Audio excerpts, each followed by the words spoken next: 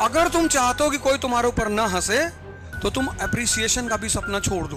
Public ताली बजाएगी, सीटी मारेगी, कमेंट करेगी पीछे से, और जितना मजा तारीफ सुनने का है उसका दुगना मजा लोगों की हंसी देखने का है। तुम लोग इतना टेंशन लेते हो जिंदगी में, जिसको चिंता बहुत होती है उसको थकान बहुत होती है।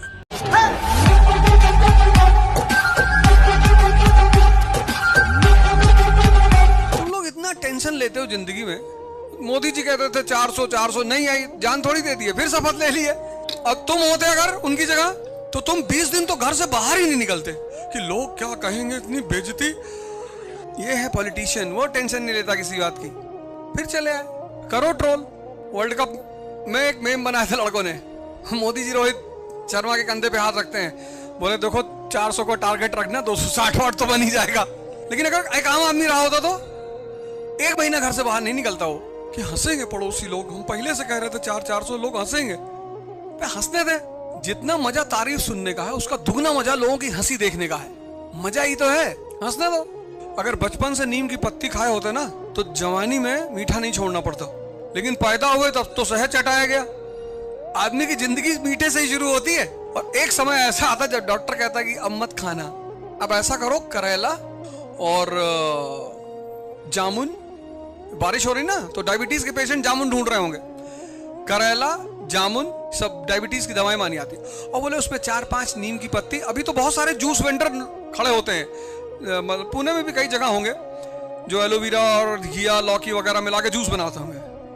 और वहां तुम जाओ सुबह सुबह जहां जूस बन रहा है ये करेला वाला, सब 40+ वाले खड़े हैं कि मेरा तो 250 है, कोई कह रहा 300 चला गया था शुगर। लेकिन अगर बचपन से खाए होते तो दोनों पैरेलल चलेगा। जैसे आज सुबह एक आदमी ने मुझसे पूछा कि मेहनत क्यों नहीं होती, मैंने कहा चिंता की वजह से। जितने लोग ओवर थिंकिंग करते हैं उनसे मेहनत हो ही नहीं सकती। कोई थकान मेहनत करने से नहीं होती। बड़ी अजीब सी बात। एक एग्जांपल देता हूं तुम्हें, मैं तो बिना एग्जांपल तुमसे बात ही नहीं करता। कोई भी थकान काम करने से नहीं होती। एग्जांपल, तुम्हारी बड़ी बहन की शादी है और तुम 2 रात से जग रहे हो, और घर में फंक्शन, और ऐसा फंक्शन नहीं हो रहा, तुम भाग भी रहे हो, कभी अंदर कभी बाहर, कभी ऊपर नीचे, ये लाना वो लाना, 48 घंटे से चल रहा है और तुम्हें नींद नहीं आ रही। नींद छोड़ो, कोई हल्का फुल्का झपकी भी नहीं आ रही। मेजॉरिटी लोगों के साथ हुआ होगा। लेकिन जैसे ही बारात गई, विदा हुई, कोई चारपाई के नीचे सो रहा है, कोई आलू की बोरी में पड़ा हुआ है। जिसको चिंता बहुत होती है उसको थकान बहुत होती है। और तुम्हारी जनरेशन ओवर थिंकिंग की जनरेशन है। बहुत डेंजरस ओवर थिंकिंग करते हो तुम लोग। कब तुम्हारा 5 घंटा 6 घंटा निकल जाता है तुमको पता ही नहीं चलता। उसका रिजल्ट क्या है? अभी पूछा मैंने ईरान के प्रेसिडेंट का नाम, तुमको पता ही नहीं, नए लीडर का नाम। Over thinking. मामा के यहां भाग गए, बंबई भाग गए, यहां भाग गए, वहां। जब हार जाओ तब पब्लिक के बीच में जाओ, पब्लिक ताली बजाएगी, सीटी मारेगी, कमेंट करेगी पीछे से, और तुम हार जाते हो तो तुरंत गुफा हाइबरनेशन ढूंढने लगते हो। टिकट मिला, 24 वाला टिकट में मांग ही रहा था, और 2 ही जगह से मांग रहा था, एक प्रयागराज से, एक अमेठी से। प्रयागराज से बीजेपी से, अमेठी से कांग्रेस से मांग रहे थे। तो बीजेपी ने कहा कैसरगंज से लड़ जाओ। वो सब लोग कहते ना कि वो पैसा मांगती, कोई पैसा नहीं। हमसे कहा कि पैसा खर्चा करेंगे, मैन पावर, मनी पावर सब लगाएंगे, आप लड़ो फूलपुर से। फूलपुर एक सीट है यूपी में, इलाहाबाद के पास। सिर्फ एक पॉलिटिकल लीडर इस कंट्री में जिन्होंने मुझे अनकंडीशनल टिकट ऑफर किया था, बहन जी ने, मायावती जी ने। वहां से नेहरू जी पहली बार इलेक्शन लड़े थे, प्रधानमंत्री वहीं से बने थे। तो एक बार मेरे मन में आया कि लड़ जाओ, क्या पता फिर से कहानी रिपीट हो जाए। लेकिन वहां से किसी और के खिलाफ लड़ना नहीं था।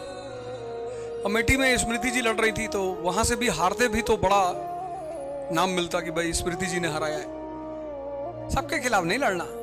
लड़ना है जिंदगी में, पर ना तो सबसे लड़ना है ना सबके खिलाफ लड़ना है। जब टिकट नहीं मिला तो मैं गांव गया तो बहुत बोले अब टिकट नहीं मिला। मैंने कहा मिलेगा, चिंता क्यों कर रहा हो, अपनी पार्टी बनाने जा रहे हैं। अच्छा, ज्यादा नहीं लेकिन 5-6 हजार करोड़ तो इकट्ठा कर। 6 हजार करोड़ पैसा बहुत आ रहा है नहीं? मैंने कहा तो बोरे में रहा है। अबे मैंने कहा चुप कर, कम है अभी। जिस दिन पढ़ाई समझ में आई उसके बाद बहुत पढ़ाई किया। बैग रखा, बाहर जाके देखो कम से कम 10 किताबें बैग में रखी हुई है। नहीं रखा हुआ, देख लेना बाहर जाके। एक रखी है डेविन गॉयर की शॉर्ट स्टोरीज ऑफ वॉर, एक रखी है शॉर्ट स्टोरीज ऑफ इकोनॉमी। नाम बताते नहीं तो अभी पता लगा बाहर वाले रख दिए खटाखट 10 किताब।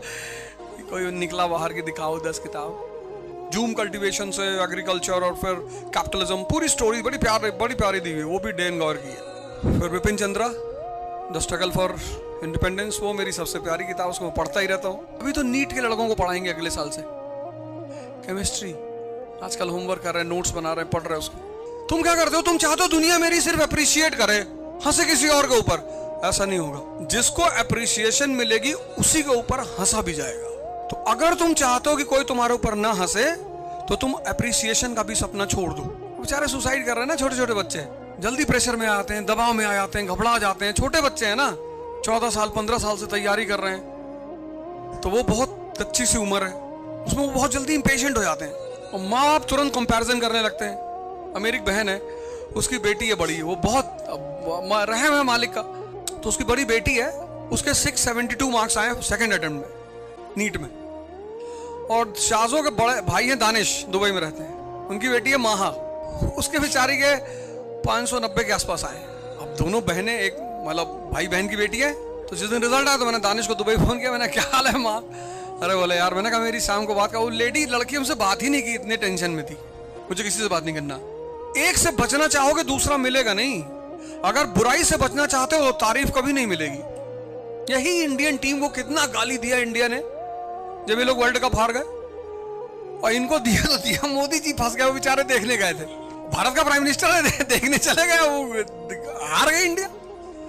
हार्दिक पांड्या को कितना ट्रोल किया, कितना उसको बेइज्जत किया, कितना ट्रोल किया, कितना मतलब क्या नहीं किया उस आदमी के साथ। लेकिन इसी को मैं पर्सनालिटी कहता हूं। यही तो जीवन में काम आती, परसेंटेज कहां काम आता है। हार्दिक पांड्या खड़ा होकर स्टेडियम में दिखा था कि मेरा 99.8% है 10th में, मुझे मत ट्रोल करो, देख लो। और करते सब। भगदड़ में सबसे ज्यादा मौतें क्यों होती है? उसके लिए क्या टर्म है? नहीं, मौत जिसकी वजह स्टैम्पीड से तो मरे, प्रक्रिया, उस प्रक्रिया का नाम क्या है? अरे नहीं, उसका एक साइंटिफिक टर्म है जिससे मौत होती है। स्टैम्पीड तो घटना है, देखो तुम्हारे सामने की घटना है, और कितनी बड़ी घटना है। अब इस घटना से जो क्वेश्चन प्रीलिम्स में बनेगा वो ये बनेगा, वो ये नहीं पूछेंगे बाबा का नाम क्या था और बाबा कौन थे, पूछेंगे नहीं, पूछेंगे एलिफिसिस क्या है। अब एलिफिसिस ये है कि जब भी आदमी गिरता है ना, तो जब उसके ऊपर से भीड़ भागती है तो वो अनकॉन्शियस हो जाता है। 30 सेकंड में वो अनकॉन्शियस, जब उसके पैर पड़ते हैं ना तो उसकी सांस टूटती है, तो बेहोश हो जाता है वो 30 सेकंड में, बस उसी घुटन में उसकी मौत हो जाती है। तो ये टर्म तुमसे पूछ लेंगे, ये नहीं करते, वो नहीं। और ये तो मेरे साथ शुरू से रहा, बचपन से, मतलब जहाँ भी रहा हूँ लोग मुझसे परेशान रहे, घर से लेके बाहर तक। तुमसे भी रहते हैं, ऐसा नहीं कि हम ही से हैं, तो तुमसे भी, पर अभी तुम्हें एहसास नहीं हो रहा है। उसको पॉजिटिवली प्रेजेंट नहीं किया, उसको नेगेटिवली प्रेजेंट किया। प्रेजेंट ही तो करना था। 1 साल के लिए ना दुनियादारी छोड़ दो। ये जो तुम्हारी दुनियादारी है ना, इसको छोड़ दो 1 साल। देखो एक बात जान लो, किसी के कष्ट को दूर करने की कोशिश करो। बड़ा प्यारा डायलॉग देने जा रहा हूँ, किसी के कर्म काटने की कोशिश मत करना, वरना मारे जाओगे। फिर से रिपीट कर रहा हूँ, किसी का कष्ट दूर करने की कोशिश करो। किसी ने कहा सर में दर्द हो रहा है, उसे दवा लाके दे, ये तुम्हारे हाथ में है, लेकिन किसी का कर्म नहीं काट पाओगे। जिस दिन किसी का कर्म काटने की कोशिश करोगे उस दिन मारे जाओगे। अभी तो ब्रिटेन में इलेक्शन हो रहा है, सारी पार्टियों के नाम पता है, सारे लीडर्स के। नहीं होमवर्क करा होगा। यूएस खड़े होते, वहां बहुत सारी कहानियां चलती हैं, कुछ का ब्रेकअप की कहानियां चलती। परसों में आ रहा था तो एक लड़का कह रहा था कि यहाँ की लड़कियों पे भरोसा मत करना। तो मैंने सोचा कि शीशा खोल के पूछूं फिर किसका करना है।